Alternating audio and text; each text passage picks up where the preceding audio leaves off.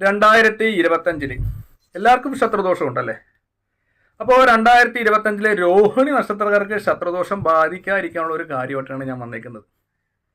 2024 ശത്രുദോഷം ഉള്ളതുകൊണ്ട് കുറച്ച് രോഹിണി നക്ഷത്രക്കാരൊക്കെ പ്രശ്നത്തിലായി. പിന്നെ ഈശ്വരാനുഗ്രഹങ്ങളുണ്ടൊക്കെ ആ ദോഷം പറയും. അപ്പോൾ എന്ത് ചെയ്തിട്ടാണ് ഈ 2025 ഈ ശത്രുക്കളെയൊക്കെ ഒന്ന് കൂട്ടേണ്ടത്? ശത്രുക്കൾ ഇനി എൻ്റെ നേരെ ഒരു കാര്യങ്ങളും ചെയ്യരുത്, നിങ്ങൾക്ക് ദോഷം ഉണ്ടാക്കുന്ന കാര്യങ്ങളൊന്നും ചെയ്യരുത്. അപ്പോൾ രോഹിണി നക്ഷത്രക്കാർക്ക് നിലവിൽ ശത്രുദോഷത്തിന് ചെയ്യേണ്ട പരിഹാര കാര്യങ്ങളാണ് 2025 ശത്രുദോഷമില്ലാതെ മുന്നോട്ട് പോകണം. അതായത് നമ്മൾ ചിന്തിക്കേണ്ടത്, ഇനി നമ്മളൊരു ജോത്സ്യൻ്റെ അടുത്ത് പോകുമ്പോഴത്തേക്ക് ശത്രുദോഷം ഉണ്ടെന്ന് പറയരുത്, ശത്രു ബലവാനാണെന്ന് പറയരുത്, ശത്രുദോഷം കൊണ്ടാണ് നമ്മുടെ കാര്യം നടക്കുന്നതെന്ന് ആ ജോത്സ്യനും പറയരുത് അല്ലേ.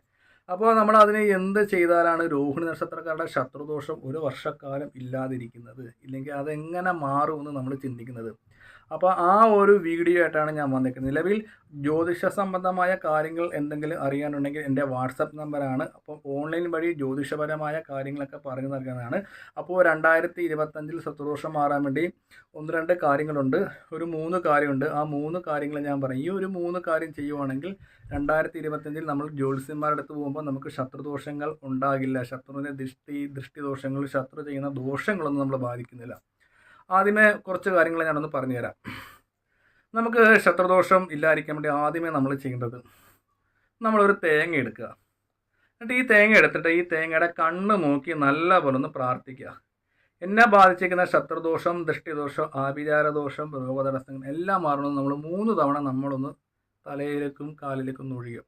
എന്നിട്ട് ഈ തേങ്ങ ഒഴിഞ്ഞിട്ട് നമ്മൾ ഒഴുക്ക് ജലത്തിലോ കടപ്പുറത്തോ, കടലുള്ളവരെ കടലിൽ കൊണ്ട് കളഞ്ഞാൽ ഏറ്റവും ഉത്തമമായി. കാരണം കടൽ ഉപ്പാണ്. ഉപ്പിൽ ചില നെഗറ്റീവ് കാര്യങ്ങളൊക്കെ അലിയിച്ച് പോസിറ്റീവ് ആക്കുന്നതാണ്.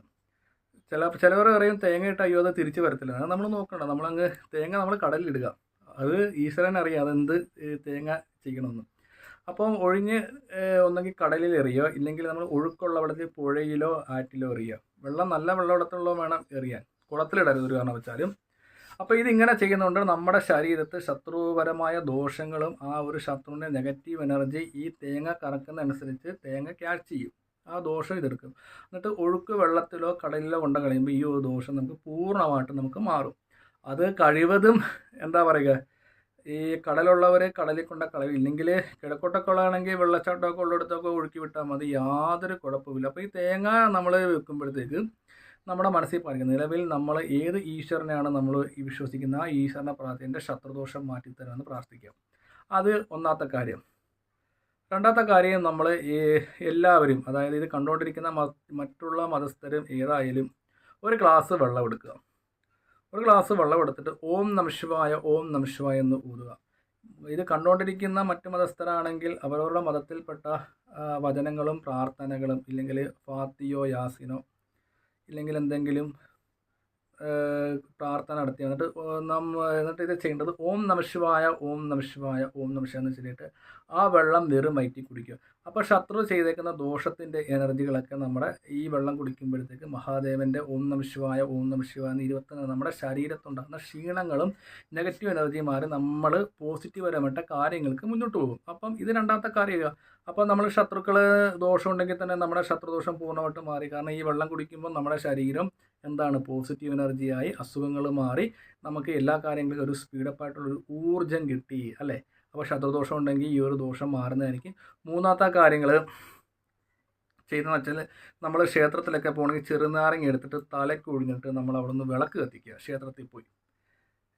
അപ്പോൾ ഈ ദൂരെയുള്ള വിദേശത്തുള്ള ആൾക്കാരൊക്കെ ഞങ്ങൾ തിരുമേനി വിദേശത്ത്, അപ്പോൾ ചെറുനാരങ്ങ നമുക്ക് വിളക്ക് കത്തിക്കാൻ പറ്റത്തില്ല. അപ്പോൾ അതിനൊരു പരിഹാരം ഞാൻ പറഞ്ഞുതരാം. അപ്പോൾ നിങ്ങൾ ഈ ചെറുനാരങ്ങ ഒന്ന് എടുക്കുക. ഈ ചെറുനാരങ്ങ എടുത്തിട്ട് ഒന്ന് കട്ട് ചെയ്യുക. കട്ട് ചെയ്തിട്ട് ഒന്നെങ്കിൽ നമ്മൾ തലയ്ക്ക് വന്നിട്ട് എവിടെയെങ്കിലും ഒന്ന് മണ്ണിലോ എവിടെയെങ്കിലും ഒന്ന് മാറ്റി വെച്ചാലും മതി. അപ്പോൾ ഇതിങ്ങനെ കട്ട് ചെയ്യുന്നതുകൊണ്ട് ഈ നാരങ്ങയുടെ എനർജി അങ്ങ് സ്പ്രെഡ് ചെയ്തുകൊണ്ടിരിക്കും. അതായത് ഈ എനർജി ഇങ്ങനെ ചെയ്യും. അപ്പം നമ്മൾ ഒരു ഊർജ്ജം കൊടുത്തില്ല, നമ്മുടെ ശത്രുദോഷം മാറണമെന്ന് പറഞ്ഞ് പ്രാർത്ഥിച്ച് നമ്മൾ നാരങ്ങ കട്ട് ചെയ്ത് നമ്മൾ എവിടെയെങ്കിലും ഒന്ന് വെച്ച് അത് മണ്ണിൻ്റെ ചുവട്ടിലോ അങ്ങനെയുള്ള കാര്യങ്ങൾക്ക് ഇടയ്ക്ക് വെക്കുക. ഈ നാരങ്ങ ചെടിച്ചട്ടി ഉണ്ടെങ്കിൽ ചെടിച്ചട്ടി വെച്ചാലും മതി, വിദേശത്തുള്ളവരൊക്കെ ആണെങ്കിൽ. ഇല്ലെങ്കിൽ അത് ചെയ്യാൻ ബുദ്ധിമുട്ടാണെങ്കിൽ ഈ ഒരു കാര്യം ചെയ്യാതിരിക്കുക. ഒപ്പം തന്നെ വെള്ളം കുടിച്ചാൽ മതി. പിന്നെ നാലാമത്തെ കാര്യം ഞാൻ പറയുവാണെങ്കിൽ നമുക്ക് എന്തെങ്കിലും പരമായ ഒരു ഏലസിട്ട് നമുക്ക് ശത്രുദോഷത്തിനെ തടുക്കാം. അപ്പോൾ ഈ ഒരു കാര്യം ചെയ്യുന്നുണ്ട്. രോഹിണി നക്ഷത്രക്കാർക്ക് ശത്രുദോഷം ഉണ്ടാകത്തില്ല. ഒപ്പം തന്നെ ക്ഷേത്രത്തിൽ പോകുമ്പോൾ ശ്രീകൃഷ്ണസ്വാമിക്ക് സുദർശന മന്ത്ര അർച്ചന കൂടെ ചെയ്യുന്നുണ്ട്. 2025 രോഹിണി നക്ഷത്രക്കാർക്ക് ശത്രുദോഷം ഉണ്ടാകില്ല. നമ്മൾ നോക്കിക്കുമ്പോൾ ശത്രുദോഷം പറയുകയില്ല. നമ്മുടെ ശരീരം എന്താ പറയുക, ക്ഷീണങ്ങൾ ഉണ്ടാകത്തില്ല, ജോലിയിൽ ശത്രുദോഷം ഉണ്ടാകത്തില്ല, തൊഴിലിൽ ശത്രുദോഷം ഉണ്ടാകത്തില്ല. ഓഫീസിൽ ചെല്ലുമ്പോൾ നമുക്ക് കണ്ണുദോഷം, നാവുദോഷം അങ്ങനൊരു പ്രശ്നങ്ങൾ 2025 വരാതിരിക്കാൻ വേണ്ടി രോഹിണി നക്ഷത്രക്കാരോട് പറഞ്ഞു തരുന്ന ഒരു കാര്യമാണ്. ഇത് ഭക്തിപൂർവ്വം ചെയ്യുവാണെങ്കിൽ നിങ്ങൾക്ക് 2025 ഒരു ദോഷങ്ങളും ഇല്ലാതെ മുന്നോട്ട് പോകാൻ പറ്റും. എന്തെങ്കിലും സംശയങ്ങളോ കാര്യങ്ങളോ ഉണ്ടെങ്കിൽ വാട്സാപ്പിൽ ഒന്ന് വിളിക്കുക, ഇല്ലെങ്കിൽ മെസ്സേജ് അയച്ചാലും മതി. അതിനുള്ള ബാക്കി മറുപടികൾ പറഞ്ഞു തരുന്നതായിരിക്കും.